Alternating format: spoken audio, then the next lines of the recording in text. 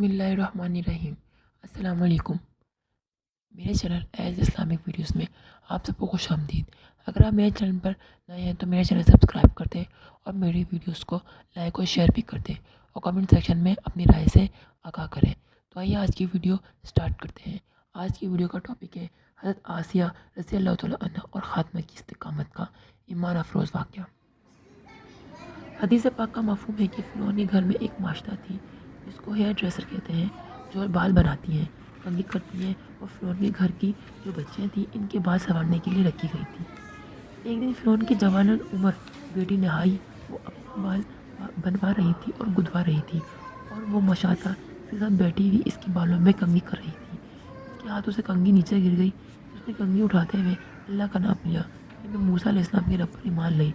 जब ये अल्फाज इस जवान लड़की ने सुने जो फ़िरौन की कमबख्त बेटी थी, उसने कहा, मेरे बाप को खुदा नहीं मानती? उसने कहा, हरगिज़ नहीं, मैं तो मूसा अलैहिस्सलाम के रब को मानती हूँ। चुनांचे उसी वक्त उठ गई, उससे मैं बाल भी न बनवाए अपने बाप फ़िरौन के पास पहुँची और जाकर कहने लगी, अब्बू, हमारे घर में महल में ऐसी औरतें हैं जो आपको खुदा नहीं मानती, हमारा दिया खाती हैं और हमारे ही मुखालिफ हैं, दुश्मन है। फ़िरौन को बड़ा ही गुस्सा आया, कहने लगा, अच्छा, मैं भी इन्हें सीधा कर देता हूँ। फ़िरौन ने ताज सर पर रखा, दरबार लगवा लिया, इस खादमा को बुलाया और खादमों से कहा, इसे ज़मीन पर लिटा दो। इस बेचारे को ज़मीन पर लिटा दिया गया। इसके दोनों हाथों में और दोनों पाँव के अंदर कील गाड़ कर ज़मीन के अंदर धंसा दिए गए, गोया इसके हाथ और पाँव हिल नहीं सकते थे। इस औरत से कहा गया, तो अपनी इस बात से वापस लौट आओ। वो कहने लगी, हरगिज़ नहीं, मुझे ईमान का वो मज़ा मिल गया कि अब मैं वापस नहीं आ सकती। फ़िरौन ने कहा, मेरे पास तेरा इलाज है, मैं तेरा इलाज करता हूँ। कौन सा इलाज? इसने कहा, इलाज ये है कि तेरी चंद माँ की दूध पीती बच्ची है, मैं इसे बुलवाता हूँ। चुनांचे इसने क्या किया, इस खादमा के सीने से कपड़ा हटवा दिए और बच्ची को लाकर इसके सीने पर लिटा दिया। मासूम बच्ची जब माँ के सीने पर लेटी तो उसने माँ के पस्तानों से दूध पीना शुरू कर दिया। अब सारा दरबार देख रहा है, मासूम बच्ची माँ के पस्तान से लगी दूध पी रही है। फ़िरौन कहने लगा, मैं तेरी बच्ची को तेरे सीने पर ज़िबा कर दूंगा, ये तड़पेगी, इसका खून तेरे सीने पर बहेगा, वरना तू मेरी बात को मान ले। वो कहने लगी, हरगिज़ नहीं, ईमान इतना कीमती है, मैं ये कुर्बानी कर लूँगी, लेकिन ख़ुद ईमान से नहीं हट सकती। चुनांचे फ़िरौन ने क्या किया, इसकी बेटी को कत्ल करने का हुक्म दिया। ऐसे जालिम थे, एक ने खंजर मारा गर्दन के ऊपर और ज़िबा कर दिया, गर्दन को इसकी जिस्म से जुदा कर दिया। नाजुक फूल सी बच्ची माँ के सीने पर तड़पने लगी, माँ के सीने पर खून का फव्वारा छूटा। सोचिए वहाँ पे क्या गुजरी होगी। बिलाखिर जब बच्ची ठंडी हो गई तो वो कहने लगा, बात मानती हो कि नहीं? उसने कहा कि नहीं मानती। कहने लगा, अच्छा, तुम्हारा और इलाज करता हूँ। फिर उन्होंने बड़े बड़े बिच्छू पलवाए हुए थे जिससे वो दुश्मनों को सजा देता था। उसने कहा, इस औरत के नंगे बदन पर सब बिच्छू डाल दिए जाएं। चुनांचे बिच्छू डाल दिए गए। इसके जिस्म पर हज़ारों ने कवर कर लिया और काटने लगे। इस औरत को इतनी तकलीफ़ हुई कि मछली की तरह तड़पने लगी और इसी जहर की वजह से इस बेचारी की मौत आ गई, वो शहीदा हो गई। जब फ़िरौन ने देखा ये भी ठंडी हो चुकी है, फ़िरौन घर आया, अपनी बीवी आसिया को ये कहने लगा, आसिया, तुमने देखा मैंने ऐसी औरत का क्या हशर किया जो मूसा अलैहिस्सलाम पे खुदा पर ईमान लाई। मैंने इसको यूँ मरवाया, उसकी बेटी को सीने पे ज़िबा करवाया। बीबी आसिया रज़ी अल्लाह तआला अन्हा खुद भी ईमान ला चुकी थी। बीबी आसिया रज़ी अल्लाह तआला अन्हा कहने लगी, तू मरदूद है, ज़ालिम है, तूने एक मासूम बच्ची की जान ली और एक माँ की जान ली, मासूम बच्ची को ज़िबा किया, तो कितना बदबख्त इंसान है। फ़िरौन को अपनी बीवी आसिया रज़ी अल्लाह तआला अन्हा के हुस्न जमाल की वजह से बड़ी मोहब्बत थी। आसिया को अल्लाह ने हुरों जैसा हुस्न जमाल अता किया था। फ़िरौन ने पूरी कौम में से चुनकर जो उस वक्त की मिस यूनिवर्स थी उसके साथ निकाह किया था। तो बीबी आसिया इतनी खूबसूरत थी, इनके ऊपर ये जाँच रखता था, आशिक था। उनको भी पता था कि उसको इससे कितना ताल्लुक़ है, लेकिन इनके दिल में इसके बारे में नफ़रत आ चुकी थी। वो कहने लगी, तू कितना बदबख्त है, तूने मासूम बच्ची की जान ली। फिर उन्हें जब ये सुना तो कहने लगा, आसिया, क्या तू मुझे खुदा नहीं मानती? कहने लगी, तुझे हरगिज़ नहीं मानती, मैं तो मूसा अलैहिस्सलाम के परवरदिगार पर ईमान ला चुकी हूँ। जब उसने ये सुना तो उसका दिमाग उबलने लगा, कहने लगा, अच्छा, फिर देख मैं तेरा क्या हशर करता हूँ। वो कहने लगी, तू जो कर सकता है वो कर ले, मैं भी अब पीछे हरगिज़ नहीं हटूँगी। फिर वो वापस लौट कर दरबार में आया और दरबार में आकर उसने हुक्म दिया, मेरी मलका को दरबार में लाया जाए। चुनांचे उसका हथकड़ियाँ लगाकर दरबार में लाया गया। दरबार के लोग हैरान थे। जिस औरत के हाथ का इशारा देखने के लिए सैकड़ों खदमात महल में होती थी, जिसके इशारे को हर वक्त पूरा कर दिया जाता था, आज वो मुलजिमा बनकर दरबार में पेश हो रही है। فرعون کے حکم پر وہ سامنے لائی گئی۔ جو درباری لوگ تھے وہ عزت کی وجہ سے اس کی چہرے کو دیکھتے نہیں تھے۔ آج یہ سب کے سب ملزمہ بن کر کھڑی ہے۔ فرعون نے کہا، آسیہ تم میری بیوی ہو، میں تم سے محبت کرتا ہوں، اس محبت کی راج لگ لو، تم مجھ پہ ایمان لے آؤ۔ وہ کہنے لگی، ہرگز نہیں۔ فرعون کو اور غصہ آیا، کہنے لگا، میں تمہیں سب کے سامنے رسوا کر دوں گا۔ کہنے لگی، جو تو چاہتا ہے کرے، میں بھی پیچھے نہیں ہٹوں گی۔ فرعون کو اتنا غصہ آیا، کہنے لگا، اس کی جسم سے یہ پوشاک اتار دو، اس کو سب کے سامنے ننگا کر دو۔ اب سوچیے، کسی مرد کو کہہ دیا جائے کہ تجھے سب کے سامنے ننگا کر دیں گے، اس کا جی چاہے گا زمین پھٹ جائے، میں اس کے اندر اتر جاؤں۔ عورت تو پھر بھی حیا والی ہوتی ہے، حیا کی پتلی ہوتی ہے، اس کے اندر تو حیا کوٹ کوٹ کے بھری ہوتی ہے۔ اب عورت کو کہا جا رہا ہے کہ سارے درباریوں کے سامنے تجھے بے لباس کر دیں گے، مگر ایمان ایک طرف تھا، ایمان کی قیمت زیادہ ہوتی ہے۔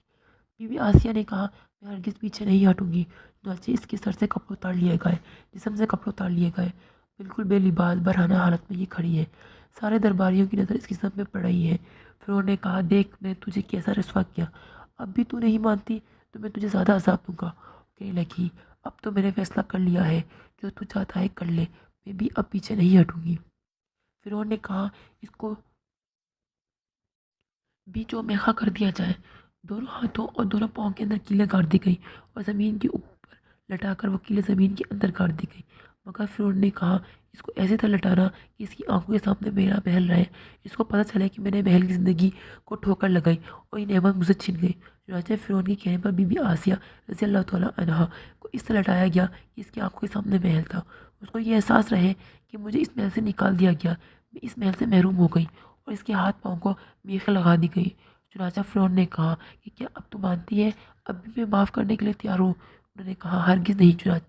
چنانچہ فرعون نے حکم دیا لوگوں کے کہ آؤ اور اس کی جسم سے زندہ حالت میں کھال اتار دو۔ چنانچہ لوگ استرے اور چاقو جو خاص اور تیز قسم کے بنے ہوئے ہوتے ہیں وہ لے کر آئے اور انہیں زندہ حالت میں بی بی آسیہ رضی اللہ تعالیٰ عنہا کی کھال اتارنی شروع کر دی۔ اب ذرا سوچیے تو صحیح کہ زندہ حالت میں اتھنزیہ بھی نہیں دیا گیا، اس کی کھال اتاری جا رہی ہے تو جسم کو کتنی تکلیف ہوتی ہے۔ بی بی آسیہ ننگی حالت میں لیٹی ہوئی ہے، سامنے محل ہے، کھال اتر رہی ہے، لیکن ایمان بڑی قیمتی چیز ہے، ان کی توجہ اللہ کی طرف ہے۔ جب جسم سے کھال اتاری گئی، عجیب بات یہ کتابوں میں لکھی گئی کہ جسم سے کھال اتار دی گئی لیکن ابھی بھی ان کی جان میں جان باقی تھی، ابھی موت نہیں آئی۔ اگر جسم سے کھال اتر جائے اور ہوا بھی لگے تو جسم کو تکلیف ہوتی ہے۔ یہ بھی تڑپ رہی تھی، سامنے محل تھا۔ فرعون نے کہا، اب آخری موقع ہے، اب اگر تم نہیں مانتی تو میں تمہارے زخموں پر میٹھا ڈلوا دوں گا تو وہ اور زیادہ تکلیف ہوگی۔ چنانچہ انہوں نے کہا، ہرگز میں پیچھے نہیں ہٹوں گی۔ چنانچہ فرعون نے اشارہ کیا، ان کی پوری جسم میں جہاں کھال اتر چکی تھی مرچوں کو چھڑک دیا گیا، یہ درد کی وجہ سے مچھلی کی طرح تڑپنے لگ گئی۔ اس وقت ان کی نظر محل میں پڑی کہ یہ وہ محل ہے جہاں سے اس نے مجھے نکالا۔ اس نے اپنے رب سے دعا کی، قرآن نے اس دعا کو نقل فرمایا۔ اللہ تعالیٰ فرماتے ہیں، اے اللہ، یہ فرعون کمینہ مجھے اس محل سے نکال چکا اور کہتا ہے کہ تم محروم ہو گئی۔ اللہ، مجھے محل نہیں چاہیے، اللہ مجھے اپنے پاس جنت میں گھر عطا کر دیجیے۔ سوچیے، عورت جب گھر اللہ سے مانگتی ہے، سب سے پہلے چیز اس کو گھر چاہیے، وہ گھر مانگتی ہے، سر چھپانے کے لیے جگہ مل جائے۔ چنانچہ بی بی آسیہ نے بھی وہ دعا مانگی، اے اللہ، جنت میں اپنے پڑوس میں گھر عطا کر دیجیے۔ چنانچہ اللہ نے ان کی دعا کو قبول کر لیا اور بالآخر انہیں طرف طرف کر جان دے دی۔ اب ذرا اگلی بات سن لیجیے، ان دونوں عورتوں نے ایمان کی خاطر قربانی دی اور اللہ سے جو مانگا نہیں ملا، لیکن اللہ نے ان کی امیدوں سے بڑھ کر دیا۔ چنانچہ حدیث پاک میں آتا ہے، اللہ تعالیٰ نے اس خاتمہ کی اتنی قدردانی فرمائی۔ نبی اکرم صلی اللہ علیہ وآلہ وسلم جب معراج کی تشریف لے جانے لگے تو راستے میں تھے، ایک جگہ پر ان کو بہت خوشبو آئی۔ پوچھا، جبریل، یہ خوشبو کیسی ہے؟ جبریل علیہ السلام نے عرض کیا، اے اللہ کے نبی صلی اللہ علیہ وآلہ وسلم، یہاں اس خادمہ کی قبر ہے جو فرعون کی بیٹیوں کے بال بنایا کرتی تھی اور وہ شہید ہو گئی تھی، اس کی قبر سے ایسی خوشبو اٹھ رہی ہے، اے اللہ کے نبی صلی اللہ علیہ وآلہ وسلم، آپ بھی محسوس کر رہے ہیں۔ سوچیے تو صحیح، جس نے اللہ کے نام پہ جان دی، اللہ نے قبر کو جنت کا ایسا باغ بنایا، قبر سے خوشبویں اٹھ رہی ہیں، اللہ کے محبوب نے وہ خوشبویں محسوس کر لی۔ اور دوسری روایت میں آتا ہے کہ جب حضرت خدیجۃ الکبریٰ رضی اللہ تعالیٰ عنہا کی وفات کا وقت قریب آیا، انہوں نے نبی کریم صلی اللہ علیہ وآلہ وسلم کے سامنے اظہار کیا، میری حالت اب خیر ہو رہی ہے۔ نبی اکرم صلی اللہ علیہ وآلہ وسلم نے فرمایا، خدیجہ رضی اللہ تعالیٰ عنہا، آپ جنت میں جاؤ گی تو وہاں جا کر میری بیویوں کو سلام دے دینا۔ خدیجۃ الکبریٰ رضی اللہ تعالیٰ عنہا بڑی حیران ہوئی، عرض کیا، اے اللہ کے نبی صلی اللہ علیہ وآلہ وسلم، دنیا میں تو میں آپ کی پہلی بیوی ہوں، آپ کی جنت میں کون سی بیویاں ہیں؟ نبی اکرم صلی اللہ علیہ وآلہ وسلم نے فرمایا، خدیجہ رضی اللہ تعالیٰ عنہا، اللہ رب العزت نے بی بی مریم اور بی بی آسیہ کو جنت میں میری بیویاں بنا دیا، تم جاؤ گی تو ان کو میرا سلام کہہ دینا۔